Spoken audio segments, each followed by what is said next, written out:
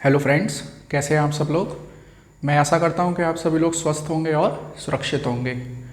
तो हम लोग जनरल साइंस की बायोलॉजी सीरीज़ में chapter number 6 control and coordination हम लोग डिस्कस कर रहे थे। और इससे लास्ट वाले वीडियो में हम लोगों ने तंत्रिका तंत्र, तंत्रिका कोशिका और ह्यूमन ब्रेन के बहुत सारे पार्ट की स्टडी हम लोगों ने की थी। इस वीडियो का जो टॉपिक है मानव के संवेदग्राही अंग, ह्यूमन सेंस ऑर्गन। जैसा कि हम लोग जानते हैं कि मानव में 5 संवेदग्राही अंग पाए जाते हैं, 5 सेंस ऑर्गन पाए जाते हैं, जैसे आँख, नाक, कान, त्वचा और जीभ। Eye, ear, nose, tongue and skin. उसमें सबसे इम्पोर्टेंट है, जिसको मैंने सबसे पहले यहाँ पर लिखा है, वो है आई, मतलब मानव नेत्र हम लोग यहाँ पर पढ़ने वाले हैं। तो देखिए, मानव नेत्र को हम लोग प्रकाशग्राही अंग भी बोलते हैं, फोटो रिसेप्टर ऑर्गन भी बोलते हैं। देखो, फोटो का मतलब है लाइट, रिसेप्टर का मतलब ग्राही। तो मानव का वो अंग जो लाइट को ग्रहण करता है वो है ह्यूमन आई, मतलब मानव नेत्र। तो देखिए, थोड़ा सा इसमें बहुत सारे टर्म्स आते हैं, उन टर्म्स में बड़ा ही कन्फ्यूज़न रहता है। तो सबसे पहले मैं क्या करता हूँ कि अपनी आई से इन टर्म को हम लोग रिलेट करते हैं। बहुत सारे ऐसे टर्म हैं, इसमें कंफ्यूजिंग टर्म रहते हैं। तो मैंने ऐसा सोचा कि सबसे पहले हम लोग अपनी आई से इन भागों की कंपैरिजन करते हैं, तब हम लोग इस वाले डायग्राम पर पहुंचेंगे। देखिए, हम अपनी आईज में जो फिजिकल बाहर से जो भाग दिखाई दे रहे हैं, दिस इज आईब्रो, इसको हम लोग आईब्रो बोलते हैं। ये पलक है, ये आई लेसेस हैं, पलकों के बाल हैं, ठीक। और अब हम लोग थोड़ा सा अंदर चले हैं तो अपनी आँख का जो वाइट वाला पोर्शन है, जो सफ़ेद वाला भाग हमको दिखाई देता है, वो है दृढ़ पटल, या उसको बोलते हैं स्क्लेरा।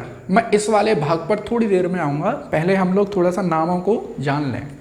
हमारी आई का जो वाइट वाला भाग है, वाइट पार्ट है, उसको बोलते हैं स्क्लेरा। फिर देखिए, स्क्लेरा के बाद आपने देखा होगा आपकी आँख में एक बड़ा अंटा सा, अंटे की शेप का एक ब्लैक कलर का एक आपको गोल गोल चीज़ दिखाई देती है, ठीक। उसको बोलते हैं हम लोग, उसको बोलते हैं आइरिस। दोबारा से समझिए, हमारी जो आँख का वाइट वाला भाग है वो है स्क्लेरा। हमारी आँख जहाँ पर वाइट ये ख़त्म हो जाता है, फिर ये आपको एक कलर्ड, एक रंगीन सा, एक कंचा टाइप का दिखाई देता है, उसको बोलते हैं आइरिस, उसको बोलते हैं परितारा, आइरिस बोलते हैं। और इसका रंग अलग अलग होता है। जैसे मान लीजिए मेरी आँख का ब्लैक है, किसी का ब्राउन है, किसी का हो सकता है नीली नीली आँखें हों, किसी की गुलाबी आँखें हों। तो आँखों का रंग किससे डिसाइड होता है? इंपॉर्टेंट क्वेश्चन बन गया। आँखों का रंग परितारा या आइरिस से डिसाइड होता है, आइरिस, ठीक। फिर आइरिस के अंदर अगर आप लोग थोड़ा सा जूम करके देखेंगे अपनी आँख को, या आपको किसी डिस्कवरी चैनल वगैरह पे देखेंगे, तो उसके भीतर एक एकदम काले कलर का एक छोटा सा गोला आपको दिखाई देगा। वो छोटा सा गोला है पुतली, या जिसको बोलते हैं तारा। आप जैसे आप लोगों ने गाना भी सुना होगा, आँखों का तारा, ठीक है। तो आँखों का तारा या पुतली, या इसको बोलते हैं प्यूपिल। अब थोड़ा सा मैं उसमें इनके फंक्शन भी बताता चलता हूँ। हमारा जो परी तारा है ये रंगीन है, मतलब इसका कलर अलग अलग मिलेगा, ये रंगीन है। किसी में ब्लैक, किसी में ब्राउन, किसी में नीली आँखें, किसी की गुलाबी आँखें। तो आँखों का रंग तो डिसाइड करता है परी तारा या आइरिस। अब आइरिस के अंदर जो ब्लैक है एकदम काला, ये सबकी आँख में काला ही होगा, ये सबकी आँख में काला ही होगा। और एक चीज़ बता दूं, ये है अपारदर्शी, अपारदर्शी, इसमें से लाइट अंदर नहीं जाएगी। और ये है पारदर्शी, इसमें से लाइट अंदर जाती है। फिर देखिए, अगर हमारी आंखों पे तेज रोशनी पड़ती है, अगर हमारी आंखों पे अचानक से मान लीजिए सामने कोई टॉर्च जला देता है, तो हमारी जो आंखों का यही जो पुतली है ये छोटी हो जाती है। और जब हमको देखना हो, ज़्यादा दूर तक देखना हो या अंधेरे में देखना हो, तो यही हमारी आँखों की जो पुतली है वो बड़ी हो जाती है। आँखों की पुतली छोटी और बड़ी क्यों होती है? जो लाइट जो आने वाली है उसकी मात्रा को नियंत्रित करने के लिए।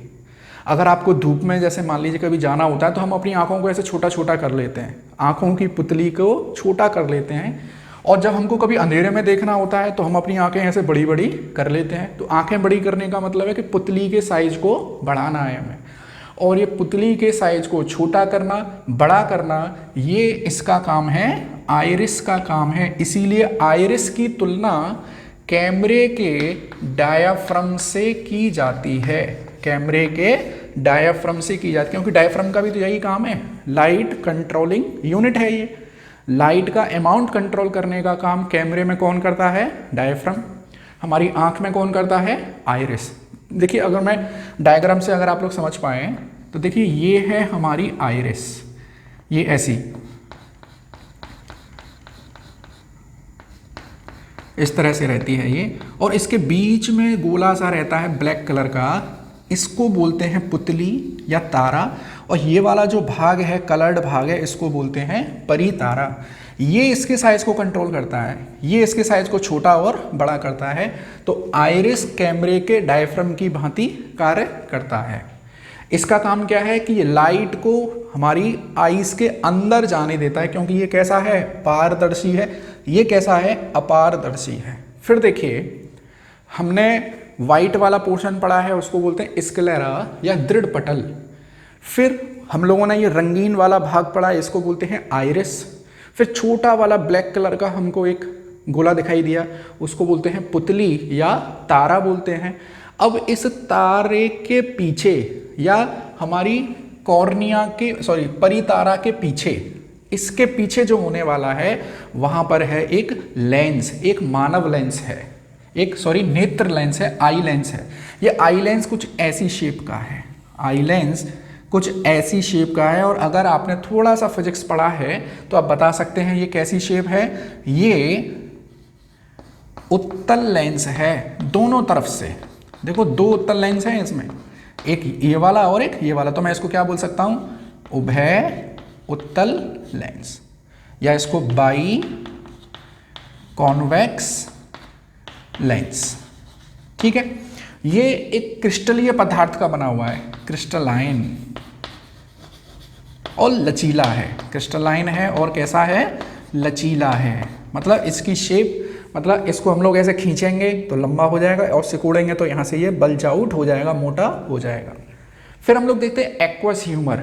एक्वस ह्यूमर से पहले मैं आपको बताता हूँ कॉर्निया क्या है। देखिए हमारी आँख का जो वाइट वाला पोर्शन है, स्क्लेरा या इसको बोलते हैं दृढ़ पटल, इसके ऊपर एक पतली सी मेम्ब्रेन पाई जाती है जिसको बोलते हैं कंजंक्टिवा, कंजंक्टिवा। और हमारा ये जो आइरिस वाला भाग है, इसके ऊपर जो मेम्ब्रेन पाई जाती है उसको बोलते हैं कॉर्निया। उसको क्या बोलते हैं? कॉर्निया। वाइट वाले पोर्शन के ऊपर जो पतली सी मेम्ब्रेन है, ट्रांसपेरेंट मेम्ब्रेन है, उसको बोलते हैं कंजंक्टिवा। और हमारी जो ये आइरिस है, परितारा है, उसके बाहर जो लाइन है, बाहर जो मेम्ब्रेन है, उसको बोलते हैं कॉर्निया। और यही कॉर्निया वाला भाग आईज में ट्रांसप्लांट किया जाता है। बोलते हैं ना कि मरने के बाद मैं अपनी आंखें डोनेट करना चाहता हूं, तो आंखों का कौन सा पोर्शन डोनेट होता है? कॉर्निया वाला भाग। नेत्रदान में कौन सा भाग दिया जाता है? नेत्रदान में कॉर्निया वाला भाग दिया जाता है। आप लोग समझ रहे होंगे। तो एक चीज देखिए, ये हमारी जो आइरिस है, हमारा प्यूपिल है, इसके ऊपर एक मेम्ब्रेन पाई जाती है जिसको बोलते हैं कॉर्निया। और यहाँ पे जो वाइट वाला पोर्शन रहता है अपनी आँख में, उसके ऊपर जो मेम्ब्रेन है उसको बोलते हैं कंजंक्टिवा, कंजंक्टिवा। तो हमारी आँख में दो मेम्ब्रेन पाई जा रही हैं, वाइट वाले में कंजंक्टिवा, आइरिस और प्यूपिल के ऊपर कॉर्निया, और कॉर्निया वाले भाग को ट्रांसप्लांट किया जाता है। ठीक है, अब देखिए अब मैं थोड़ा सा यहाँ पे हेल्प लेता हूँ। हमारी आँख का जो वाइट वाला पोर्शन हमको दिखाई दे रहा है, ये स्क्लेरा वाला भाग है, ये आइरिस वाला भाग है, ये प्यूपिल वाला भाग है। अब आप एक चीज़ देखिए, आइरिस और प्यूपिल के ऊपर जो कवरिंग है, आइरिस और प्यूपिल के ऊपर जो कवरिंग है उसको बोलना है कॉर्निया। ये कॉर्निया, कॉर्निया और यहाँ आगे, कॉर्निया और आगे वाले भाग में पाया जाता है एक्वस ह्यूमर। क्या पाया जाता है? एक्वस ह्यूमर पाया जाता है, एक जलीय द्रव पाया जाता है। और यहाँ पर लेंस और ये पूरा वाला भाग जो हमको दिखाई दे रहा है, यहाँ पर विट्रियस ह्यूमर पाया जाता है। कांचाब, कांच जैसा द्रव, ट्रांसपेरेंट है ये भी, विट्रियस ह्यूमर पाया जाता है। फिर यहाँ पर एक आपको ये जो आईज दिखाई दे रही है, हमारी ये जो आई है, ये आगे वाला भाग है जो हमारा दिखाई देता है। हमारी जो आँख है वो एक अंडाकार खोखले, जैसे हमारी जो आँख का बाहर वाला भाग हमको दिखाई दे रहा है, वो हमने बनाया है यहाँ पर, ये आगे वाला भाग, ठीक। इसके पीछे वाला ये पूरा अंडाकार जो गोलाकार आप लोग दिखाई दे रहे हैं, ये हमारी आँख के पीछे है। ये आई हमारी जो है, आँख जो है वो सॉकेट में फिक्स की गई है, और ये सॉकेट की संरचना है, जिसमें पीछे वाले में जो लिक्विड भरा हुआ है इसको बोलते हैं विट्रियस ह्यूमर। और विट्रियस ह्यूमर के अंदर वाली जो लाइनिंग है इसको बोलते हैं रेटिना। यहाँ पर इमेज बनती है। अभी मैं सारी चीज़ें बताऊंगा इमेज कैसे बनती है। तो अभी तो मैंने केवल नामों से आप लोगों को कंसर्न कराया है कि नाम कौन कौन से हैं। एक बार दोबारा से बताता हूँ। देखिए, हमारी आँख में, जैसे मान लीजिए मैं एक आँख बनाता हूँ यहाँ, ऐसे ही आँख मानिए, ये हमारी जो आँख है,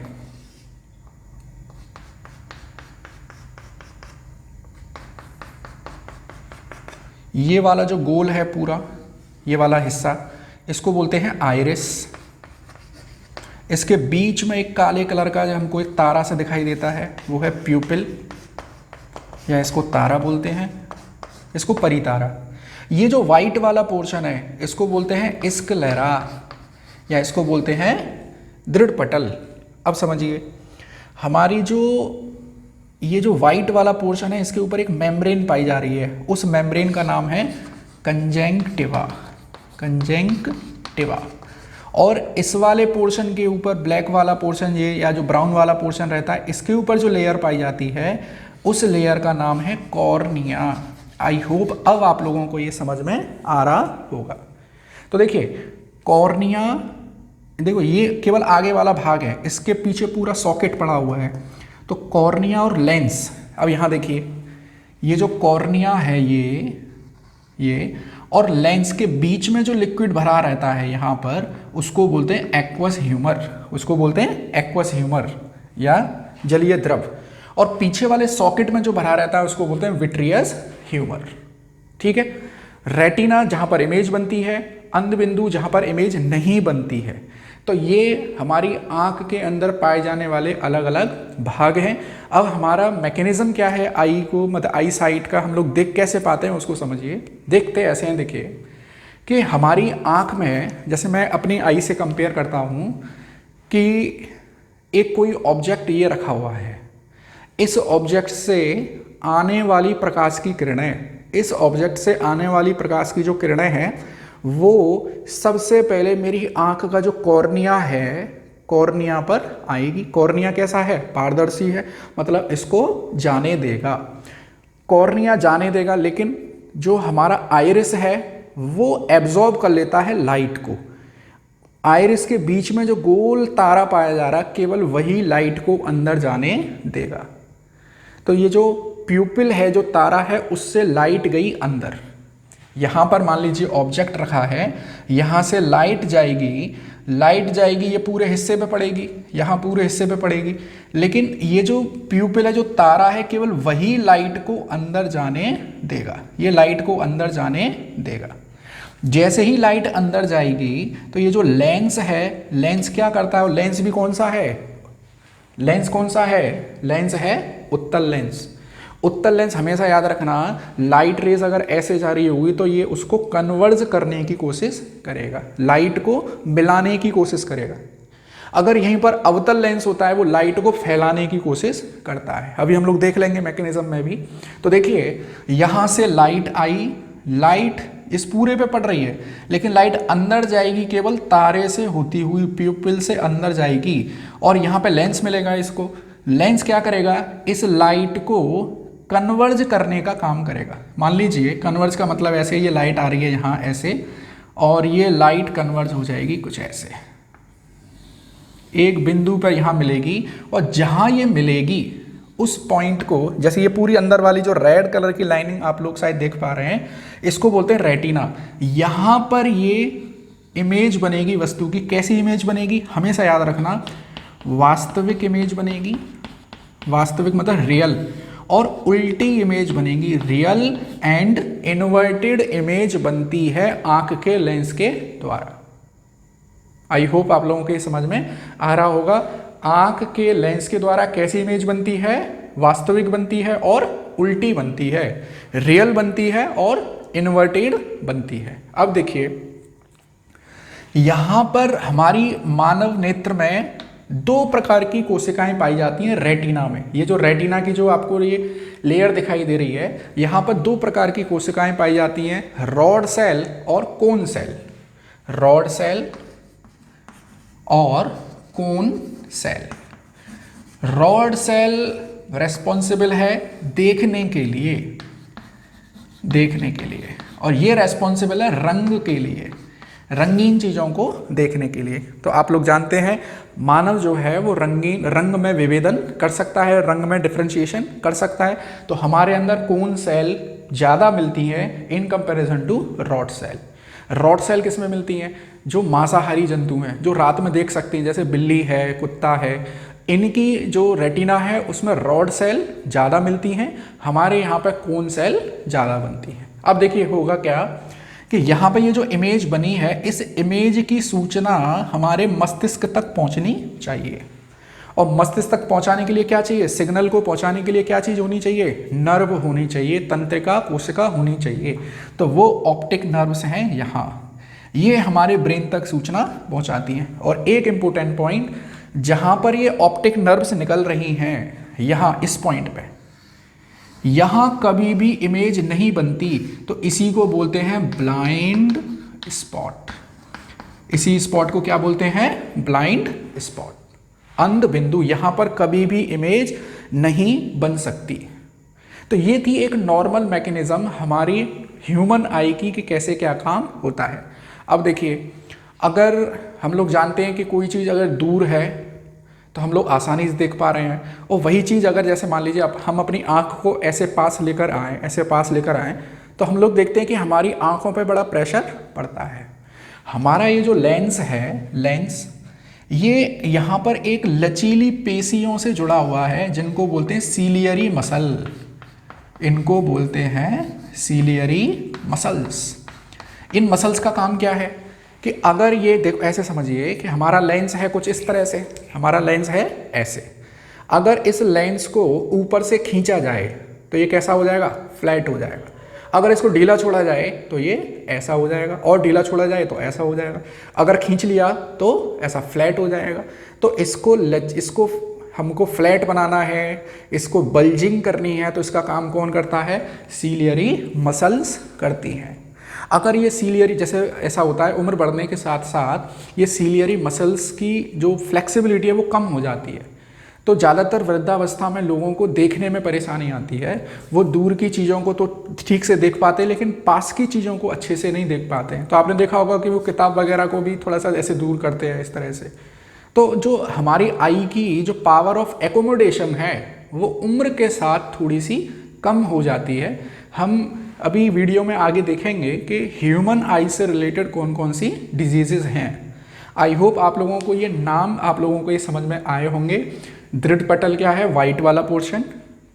कॉर्निया क्या है, कॉर्निया है हमारी जो कंचा है उसके ऊपर की मेम्ब्रेन, जनरल भाषा में कंचा बोलते हैं। हमारा जो ब्लैक वाला पोर्शन है, बड़ा वाला और छोटा वाला, इन दोनों के ऊपर की जो मेम्ब्रेन है वो है कॉर्निया। और वाइट वाले पोर्शन, स्क्लेरा के ऊपर जो मेम्ब्रेन है उसको बोलते हैं कंजंक्टिवा। आप लोगों ने कभी कभी नाम सुना होगा। कुछ लोगों की आंखें आ जाती हैं, कुछ लोगों की आंखें आ जाती हैं, आंखों में जलन होती है, रेडनेस आ जाती है, तो वो यही कंजंक्टिवा है। वो यही कंजंक्टिवा वाली मेम्ब्रेन है जिसमें इन्फेक्शन हो जाता है। और जब भी किसी चीज़ में इन्फेक्शन होता है हम उसके नाम के पीछे आइटिस लगा देते हैं, ITIS। तो कंजंक्टिवाइटिस, कंजंक्टिवाइटिस इसको बोलते हैं। फिर देखिए, आइरिस हमारी प्यूपिल के साइज को कंट्रोल करता है। आइरिस का कलर अलग अलग है, अभी मैंने बताया था। पुतली ये लाइट की जो अमाउंट है उसको कंट्रोल करता है। नेत्र लेंस ये हमारे उभय उत्तल लेंस की तरह है, बाई कॉन्वेक्स लेंस की तरह है।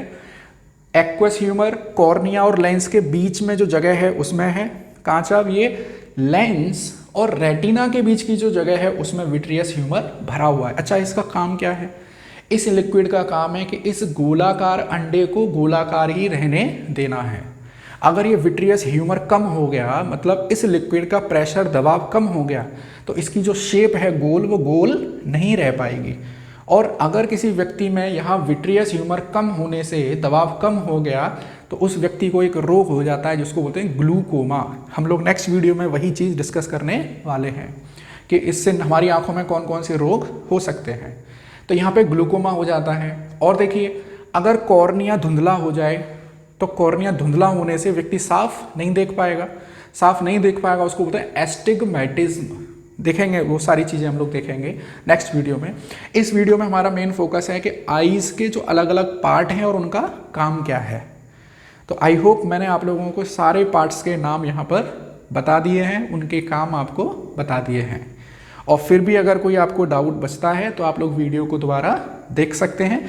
नेक्स्ट पार्ट में हम लोग इसी वीडियो के नेक्स्ट पार्ट में आई के डिफेक्ट को कैसे दूर कर सकते हैं, ये सब हम लोग यहाँ पर पढ़ने वाले हैं। और एक इम्पोर्टेंट पॉइंट मेरे को याद आया कि हमारी आँख में 3 पलक हैं, एक आँख में 3 पलक। बात बड़ी अजीब सी लग रही होगी आपकी कि 2 पलक तो हमने देखी है, तीसरी पलक कौन सी है? तीसरी पलक है जो कोने में आपको ये दिखाई दे रही है, कोने में एकदम।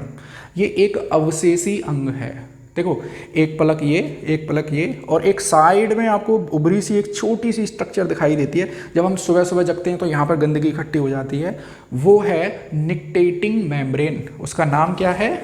उसका नाम है निक्टेटिंग मेम्ब्रेन। मैं यहाँ लिख देता हूँ, निक्टेटिंग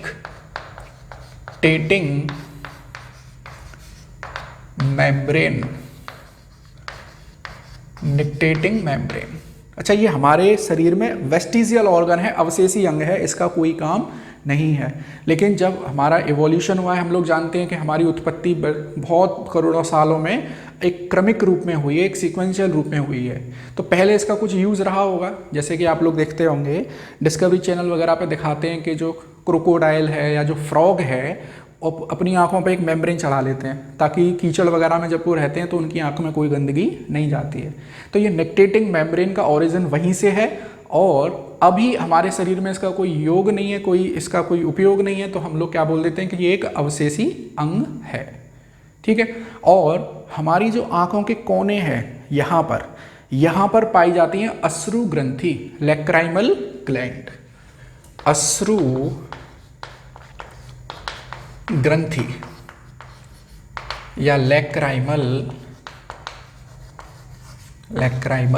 ग्लैंड। यहाँ से आंसू निकलते हैं ताकि हमारा जो पूरा लुब्रिकेशन रहता है, आंख हमारी पूरी लुब्रिकेट रहती है, उसमें सूखापन नहीं रहता है। एक हमारी जो पलक, ये जो आई लैसेज हैं, आई लैसेज, इनके बीच में पीला सा लिक्विड पाया जाता है, उसको बोलते हैं माइबोमियन ग्लैंड।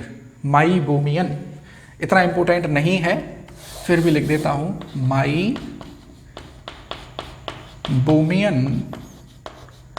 ग्लैंड। और इससे वो लिक्विड निकलता है, पीले रंग का लिक्विड निकलता है, पीले रंग का, जो हमारी यहाँ पलकों पे फैल जाता है। वो लिक्विड लुब्रिकेशन प्रोवाइड करता है। तो हमने अपनी आंखों के सभी भाग वगैरह यहाँ पर पढ़े हैं। देखिए, सबसे ज़्यादा कन्फ्यूजन रहता है कॉर्निया में, आइरिस में, प्यूपिल में और कंजक्टिवा में। तो इसको बार बार आप लोग वीडियो में देखेंगे, समझ लेंगे, तो फिर हमेशा के लिए ये चीज़ क्लियर हो जाएगी कि कॉर्निया क्या है, कंजक्टिवा क्या है, आइरिस क्या है, प्यूपिल क्या है। और सबसे ज़्यादा इंपॉर्टेंट क्वेश्चन इन्हीं 4-5 टर्म पर बनने वाले हैं। ठीक है। आई होप आप लोगों को वीडियो अच्छा लगा होगा, तो आप लोग लाइक और शेयर कर सकते हैं। अगर इसमें एक वायरल इन्फेक्शन है, कॉर्निया में एक वायरस संक्रमण हो सकता है, एक वायरल इन्फेक्शन हो सकता है, जिससे उस व्यक्ति की आंख में से लगातार पानी आता है, आंख में दर्द बना रहता है। इसको बोलते हैं ट्रैकोमा, इसको बोलते हैं ट्रैकोमा। ठीक है। और अगर कॉर्निया की आकृति बदल गई है, जैसा कि आप लोग जानते हैं, हमारा जो आइरिस और प्यूपिल वाला भाग है, परितारा और तारा वाला जो भाग है, उसके ऊपर जो मेम्ब्रेन है उसको बोलते हैं कॉर्निया। अगर कॉर्निया की शेप इर्रेगुलर हो गई है, या कॉर्निया हमारा जो है थोड़ा सा, पहले तो पारदर्शी था, अब थोड़ा सा पारदर्शी जो पन है वो उसमें कम हो गया है, तो उस व्यक्ति को एक रोग होता है, उस रोग का नाम है दृष्टि वैषम्य। मतलब उस व्यक्ति को देखने में समस्या होती है, उसको बोलते हैं एस्टिग्मैटिज्म, उसको बोलते हैं एस्टिग्मैटिज्म। ठीक है, तो कॉर्निया के दो रोग हैं, ट्रैकोमा और एस्टिग्मैटिज्म। आइरिस से रिलेटेड एक ही इंपॉर्टेंट बात थी, डायफ्राम की तरह काम करता है। प्यूपिल, ये सभी व्यक्तियों में एक ही रंग का है और इससे रिलेटेड कोई डिजीज हमको अभी तक नहीं मिली है। आई लेंस, ये इंपॉर्टेंट है। आई लेंस कैसा है भाई? उभय अवतल लेंस है, उभय उत्तल लेंस है, बाई कॉन्वेक्स लेंस पाया जाता है। और ये लेंस बड़ा लचीला है, ये अपने आकार को बदल लेता है, कभी फूल जाता है, कभी पिचक जाता है। तो अगर ये लचीलापन इसमें खत्म हो जाए, या ये पहले था पारदर्शी अब अपारदर्शी हो जाए, अब इसमें मान लीजिए कोई लिक्विड आके भर जाए तो ये अपारदर्शी हो जाएगा, उस कंडीशन में जो रोग होता है उसको बोलते हैं मोतियाबिंद, या इंग्लिश में इसको बोलते हैं कैटेरैक्ट। देखिए क्वेश्चन कैसे बन सकता है, पूछ लेगा मोतियाबिंद निम्न में से किस भाग से, आंख के किस भाग से रिलेटेड है? तो मोतियाबिंद का मतलब किससे है? आई लेंस से है, क्योंकि जो लेंस पहले पारदर्शी था अब पारदर्शी नहीं रहा है, तो हमको लेंस प्रत्यारोपण की आवश्यकता पड़ती है, लेंस ट्रांसप्लांटेशन की आवश्यकता पड़ती है। एक्वस ह्यूमर जानते हैं, विट्रियस ह्यूमर है ये वाला पोर्शन। अगर विट्रियस ह्यूमर जो लिक्विड है उसका प्रेशर कम हो गया है तो उस व्यक्ति में एक रोग होता है, इसको बोलते हैं ग्लूकोमा, इसको बोलते हैं ग्लूकोमा। ठीक है, फिर रेटिना वो बिंदु है जहां पर इमेज बनती है। रेटिना में दो प्रकार की कोशिकाएं हैं, रॉड सेल और कोन सेल।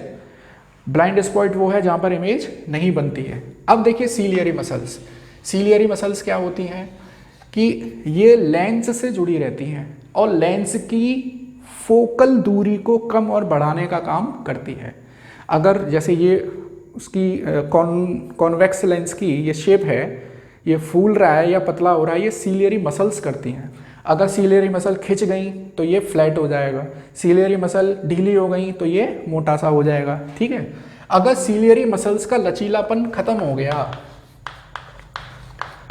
लचीलापन अगर खत्म हो गया, और ज़्यादातर ये वृद्धावस्था में होता है, इसको बोलते हैं प्रेस बायोपिया, प्रेस बायोपिया, या इसको बोलते हैं प्रेस बायोपिया को जरा मतलब बुढ़ापा, अंधता, जरा अंधता, प्रेस बायोपिया। तो देखो यहाँ पे कॉर्निया से दो हैं, ट्रैकोमा और एस्टिग्मैटिज्म, आई लेंस से रिलेटेड है मोतियाबिंद, विट्रियस ह्यूमर से रिलेटेड है ग्लूकोमा, और सीलियरी मसल से रिलेटेड है प्रेस बायोपिया या जरा अंधता। बुढ़ापे में, वृद्धावस्था में ज़्यादातर यही वाली बीमारी होती है।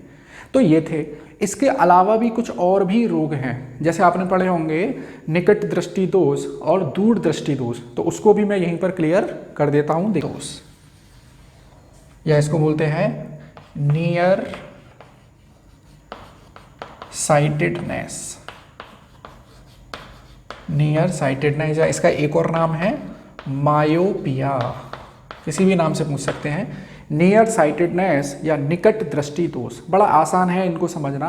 निकट दृष्टि दोष का मतलब है कि निकट की चीज़ दिखाई देती है, दूर की चीज़ दिखाई नहीं देती है। अब समझिए, निकट दृष्टि दोष में निकट की वस्तु तो दिखाई देगी लेकिन दूर की वस्तु दिखाई नहीं देगी। क्यों नहीं दिखाई देगी, उसका कारण समझिए। देखो, मान लीजिए कोई वस्तु यहाँ पर है, निकट में है, तो ये वस्तु दिखाई दे रही है। ये वस्तु कब दिखाई देगी? जब इसकी इमेज रेटिना पर बनेगी। कोई भी वस्तु तभी दिखाई देती है जब उसकी इमेज रेटिना पर बनती है। अगर कोई वस्तु दूर है और उसकी इमेज हमको दिखाई नहीं दे रही है, इसका मतलब है कि रेटिना पर उसकी इमेज नहीं बनी है।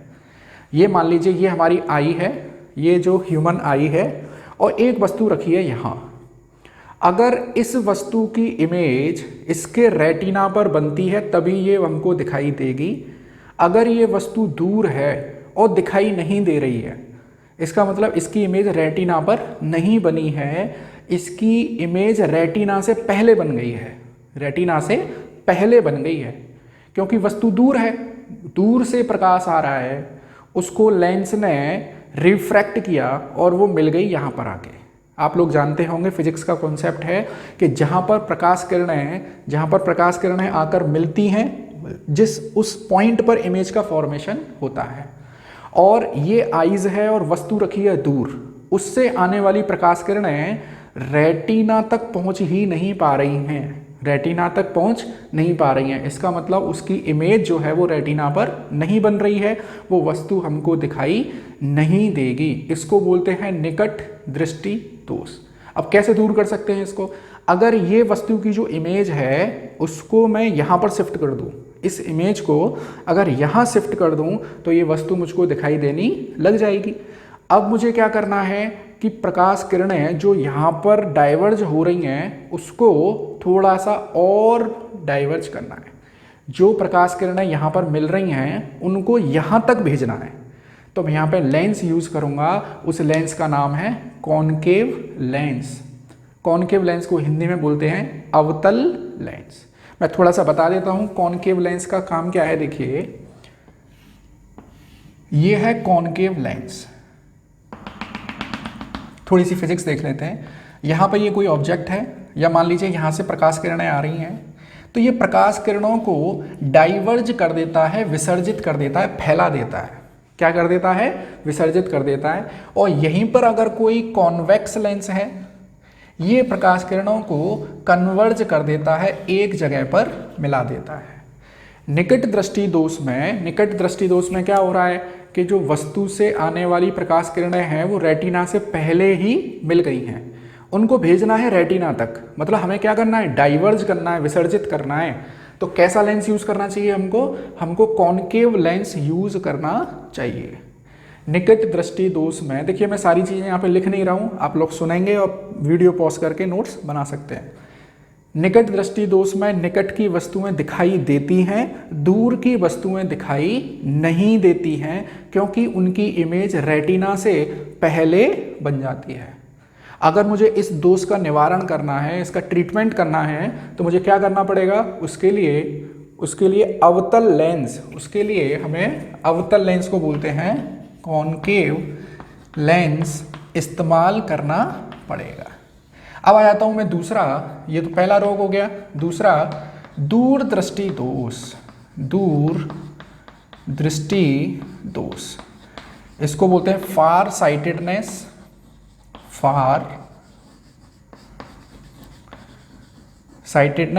या इसको बोलते हैं हाइपरमेट्रोपिया।